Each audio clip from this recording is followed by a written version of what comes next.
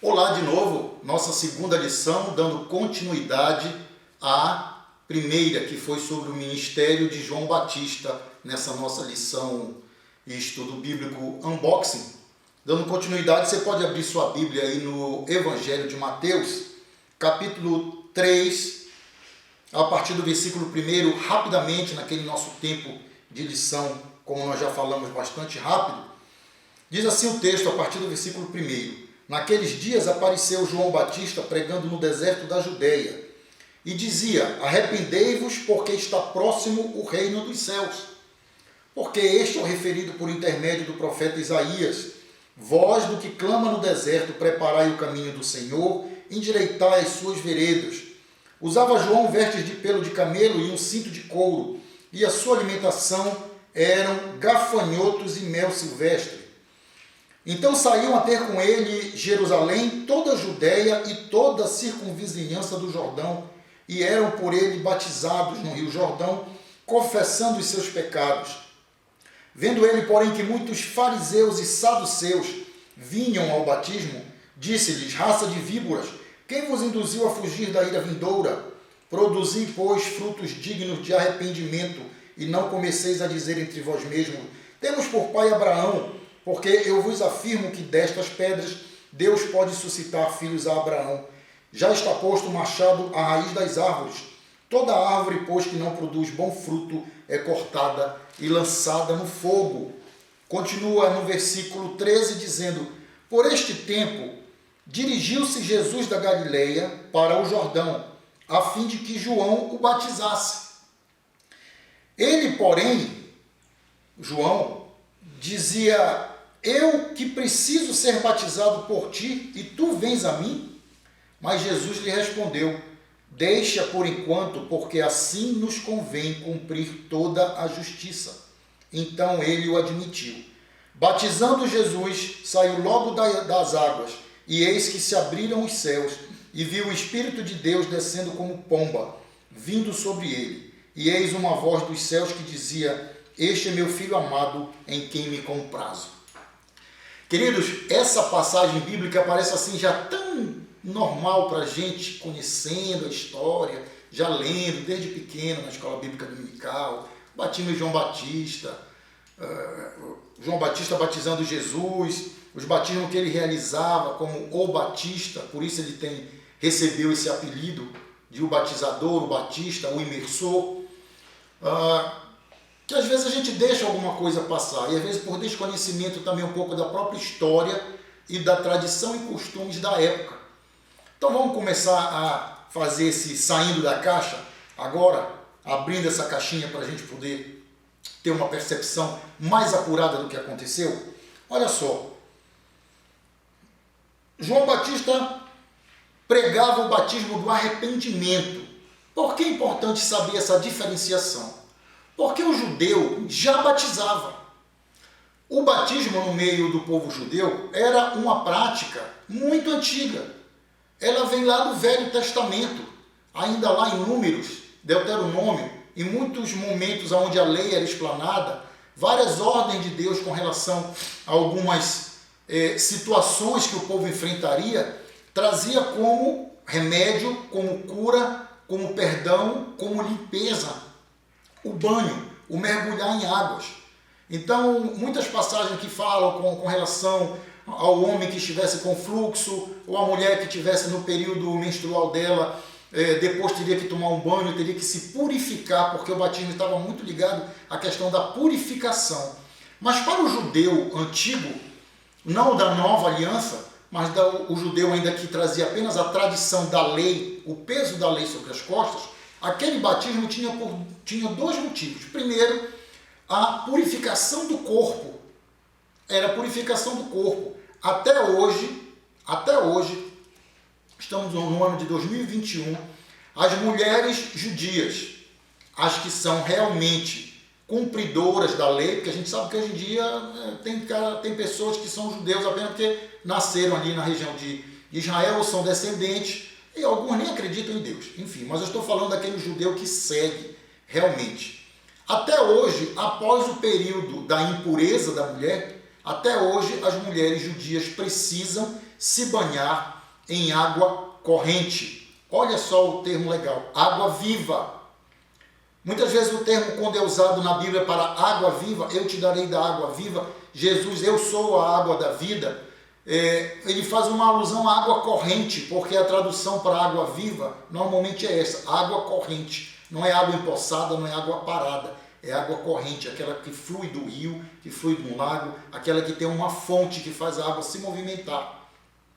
Então, para o judeu era assim, purificação do corpo e proselitismo. Sim, para você se tornar judeu hoje, homem, você precisa passar pela circuncisão e também ser mergulhado nas águas, porque você vai estar cumprindo a lei mosaica de acordo com o que Deus decretou naquela época, o proselitismo. Então, se você quer ser judeu, está aí a maneira de você passar para o lado de lá. Você, mulher, só precisa ser mergulhada nas águas. Claro, você não vai passar por uma circuncisão, até porque você, como mulher, não poderia passar por esse processo. Mas João vem pregando o batismo do arrependimento. Lembra que nós falamos lá que no meio dos essênios, quando João provavelmente conviveu, eles tinham como tradição também, costume, essa questão do batismo para a recepção de novos membros, e eles eram muito radicais. As pessoas tinham que deixar de fazer muitas coisas, precisavam abrir mão de muitas coisas para poder se tornar um judeu da seita dos essênios. E João vem trazendo o batismo do arrependimento primeiramente para aquele que já é judeu. É como se ele estivesse dizendo, olha, você que é judeu, que já cumpriu todo o procedimento, já foi circuncidado, já mergulhou nas águas para poder ser considerado realmente da nação judaica. Eu estou trazendo para você hoje um batismo que não é apenas para cumprir a lei. Eu estou trazendo para você um batismo do arrependimento dos seus pecados, porque assim o texto nos diz. Quando ele começa a falar, arrependei-vos porque está próximo o reino dos céus. Vendo ele, pois, muitos fariseus, disse, produzi, pois, frutos dignos de arrependimento. Ok, aí a gente vem a grande pergunta. Jesus chega para ser batizado. E aí? Jesus não tinha pecados. Aí a gente já sabe aquela célebre resposta. Ele se batizou para cumprir a lei. Legal. Mas será que foi só por causa disso que Jesus também precisava se batizar? Ou resolveu se batizar? Vamos aprofundar um pouquinho mais. Olha só. Para que Jesus pudesse consagrar e determinar e tirar todas as dúvidas de que ele era aquele que viria depois de João Batista, o Messias esperado, o Cristo ungido de Deus, né?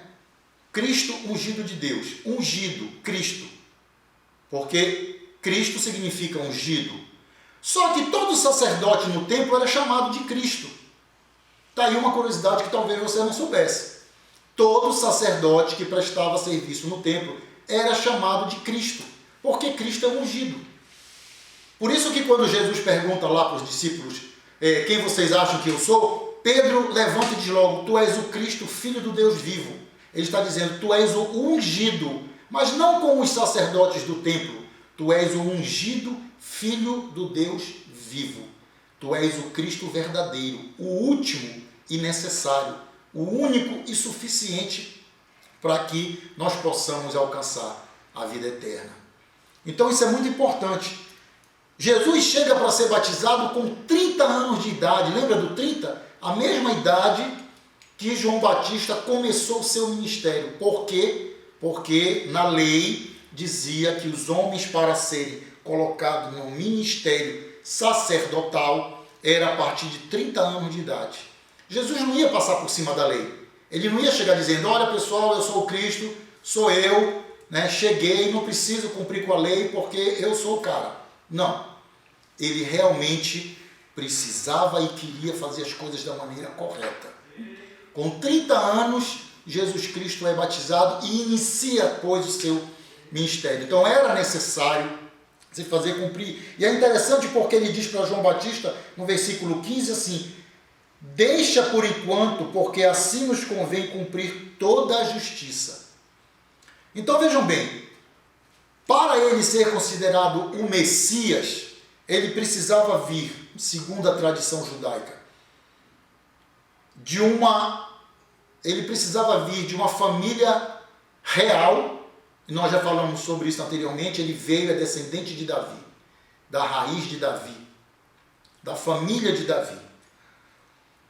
E precisava também ser um sacerdote e ter a sua vida sacerdotal como ministério, que começou a partir dos 30 anos. Agora veja bem, a lei era clara. Ela dizia que quando o sacerdote fosse colocado nesse ministério, o sumo sacerdote, que era a autoridade máxima, deveria ungir a cabeça desse sacerdote com o óleo consagrado. O primeiro sacerdote e sumo sacerdote a serem consagrados foi Arão e seus filhos. Arão foi colocado como sumo sacerdote. Então quem acima dele poderia derramar o óleo? Foi incumbido Moisés, por ser o profeta maior, né? E também por ser o início de tudo. Mas naquele momento ali, a partir daquele momento, toda vez o sumo sacerdote queria derramar o óleo. Mas Jesus Cristo sendo batizado, sendo ele, como dizem Hebreus, o nosso sumo sacerdote, quem ali derramaria o óleo sobre a cabeça de Jesus? Quem teria autoridade para derramar o óleo consagrado na cabeça de Jesus? Ninguém. Ninguém de carne e osso, nenhum mortal, nenhum pecador, por mais que redimido fosse, não teria essa condição. O que aconteceu? O próprio Espírito Santo, diz o texto, batizado Jesus, saiu logo da água, e eis que se lhes abriram os céus, e viu o Espírito de Deus descendo como pomba, vindo sobre ele. O próprio Espírito Santo, porque o óleo consagrado era uma alusão, era um simbolismo do Espírito Santo sobre a vida do sacerdote. Então o próprio Espírito Santo, em formato de pomba, desce sobre a cabeça de Jesus ali, simbolizando a unção do próprio Pai Celestial. Que maravilha! E para fechar com chave de ouro, vem a própria voz do céu que diz: este é meu filho amado, em quem me comprazo, que todos ali ouviram, fechando, dando a garantia que aquele ali era o sumo sacerdote eterno, como diz lá em Hebreus.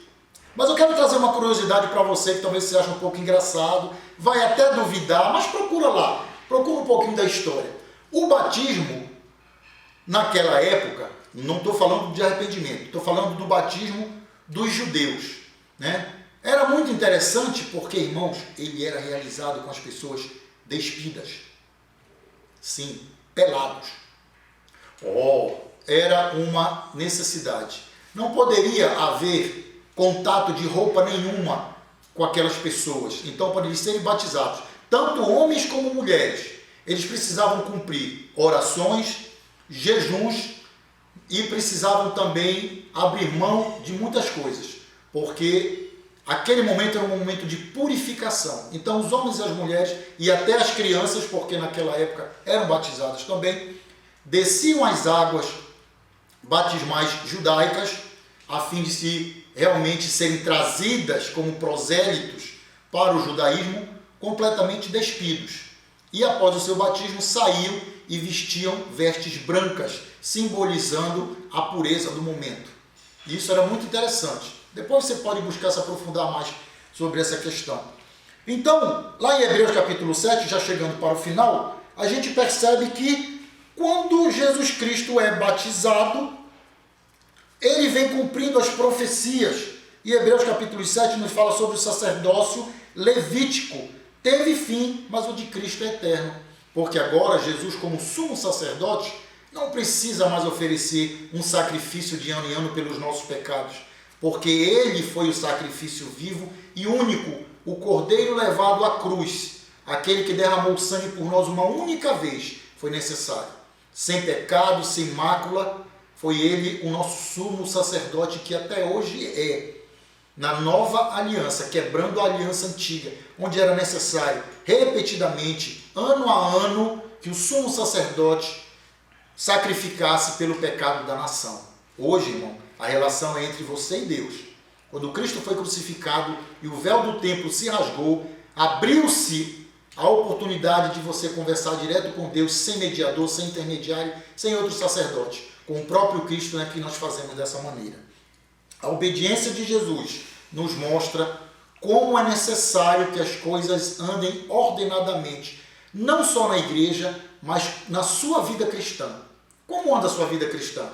Você está obedecendo, não a lei, porque a lei nos traz correntes, mas você está obedecendo por amor aquilo que Deus deixou para ser cumprido? Por amor a Jesus Cristo, você está fazendo a vontade dele? Ele mesmo falou: aquele que tem os meus mandamentos e os guarda, este é o que me ama. Você ama a Jesus? Pense nisso. Até a próxima.